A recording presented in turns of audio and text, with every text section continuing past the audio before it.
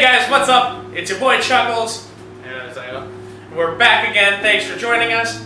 This time we have an extreme theory video talking about accessorizing your gun 101.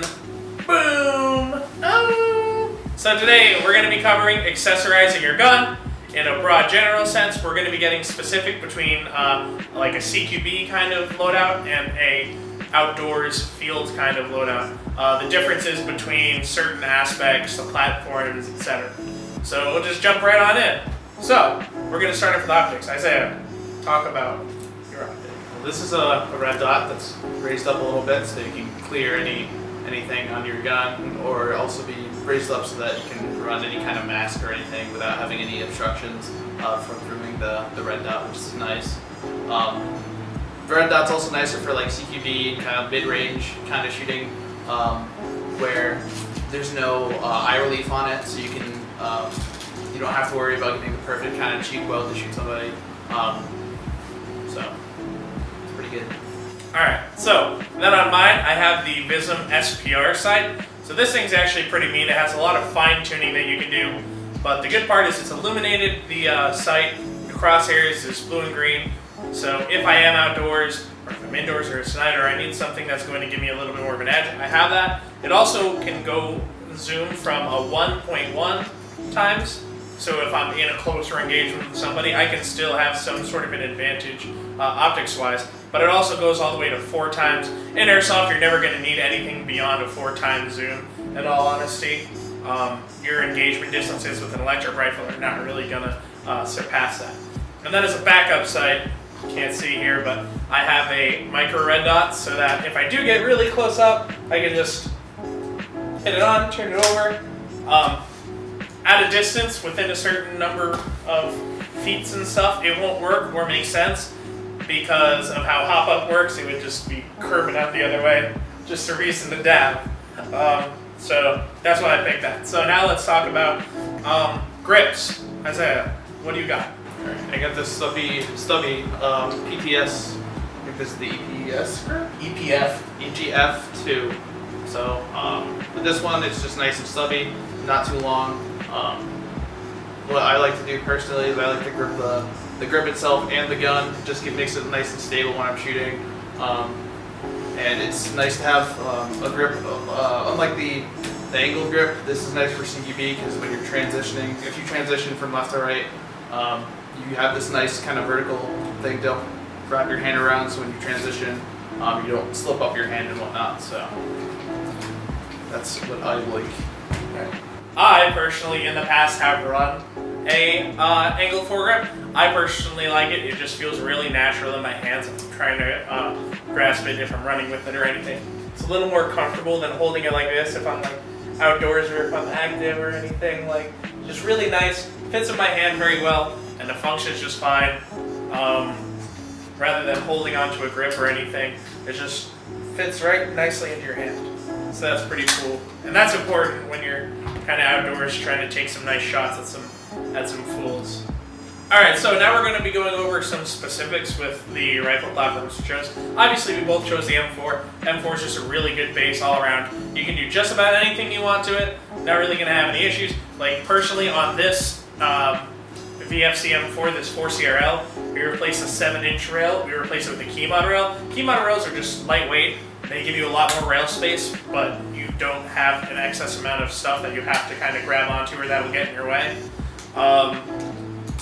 Also, we chose these stubby magazines. So these Vietnam style ones will actually, they're just a lot more low profile. So if you end up putting a bipod or something down, or if you're lying down, it's not sticking up. So then your gun, you'll just be holding it.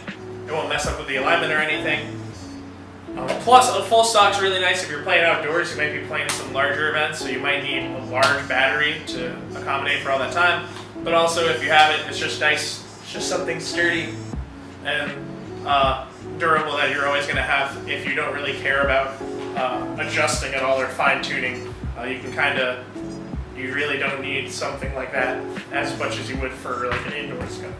Alright, so what about your platform, Isaiah? What do you got? Alright, so to wrap up the accessories of the gun, the last thing that I'm going to go over is the Night Evolution Surefire Replica. which is really nice. I think it's like 400 lumens, something like that. And it has this nice pressure switch on it, which is a rail-mounted pressure switch. So unlike some of other pressure switches where you have to get like Velcro or tape and just tape it on, this is rail-mounted. It's really nice and solid. It's not going to go anywhere when you're playing, which is nice. And it's right on the 12 o'clock point, where you can access it from either right-handed or left-handed. So I have the same reference point on both sides. The gun itself is like an SBR kind of configuration where it's this nice 10-inch barrel. It's nice and short, so if I'm going around a corner, I'm not going to smack into walls or any obstructions on the field. The collapsible stock is nice, so if I want to pull it out a little bit more so that just in case like you might have longer arms and whatnot, that's nice. So you can keep it nice and short if you want to kind of tuck in and make yourself as small of a target as possible, which is really important in a CQB scenario. Some other accessories that people have on their guns but might not necessarily run all the time is a grenade launcher, which in all honesty is only good if you're going to, say, a VISM event where you need to take out technicals, but other than that, it's a glorified shotgun for Airsoft. Anything you can think of? Besides that, like lasers and whatnot, which are usually good for kind of CQB scenarios. Outside, they don't work too well just because of a lot of brush and vegetation. They usually get kind of stuck on that, so they're kind of good for CQB though, where you can just shine them on and then it's pretty easy to acquire your target. You don't really have to worry about getting like the perfect kind of sight picture. So, but cater, your gun to what you're doing and your play style and whatnot. You don't have to throw everything on it if you're not going to use it. Yeah, this isn't the be-all end-all, as I usually say. This is just a general guideline. Indoors, you're probably going to want a red dot side optic. Outdoors, you may want a fixed zoom optic or one that's more versatile, But it's the core concept that it's catering to whatever your play style is, whatever you need. If you don't need it, don't use it, because there are people that just toss on a bunch of stuff. I'm sure you've seen E-Mike's Optic Thunder where they just have everything on it, and it's just absurd. But you don't need that. Don't put stuff on your gun just to have it there. It's ridiculous. It'll slow you down. It makes you less effective. And having your gun, you should have it set up in a way that is going to maximize your effectiveness and how well you do out in the field. Alright, thank you guys so much for watching this extreme theory video. Don't forget to like, comment, subscribe to our channel if you haven't already. What do you run on your gun? Do you kind of like what we do? Is there anything that you feel like we missed? Have a discussion down in the comments below. Like us on Facebook. Follow us on Instagram. Share this video with all your friends that are hip and cool, that have too many things on their gun. Again, thank you guys for watching.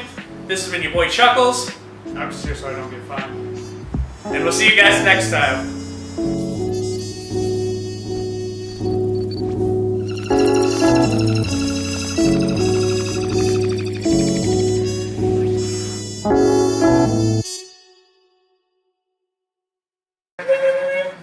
Flip them up. Flip them up. Woohoo! Transitioning doesn't make. Oh! Did you see that? Did you see that? Like, you can't transition with this Reach thing. for this. Reach for the sky. All right. Are you recording? You eating a fucking cookie? It's my second one. Just got called out, dude. That hurts. You gotta give him a cookie, or he's like, give me cookie. Cookie monster. No. Ah, that's what a tease. I'm gonna shoot him for that.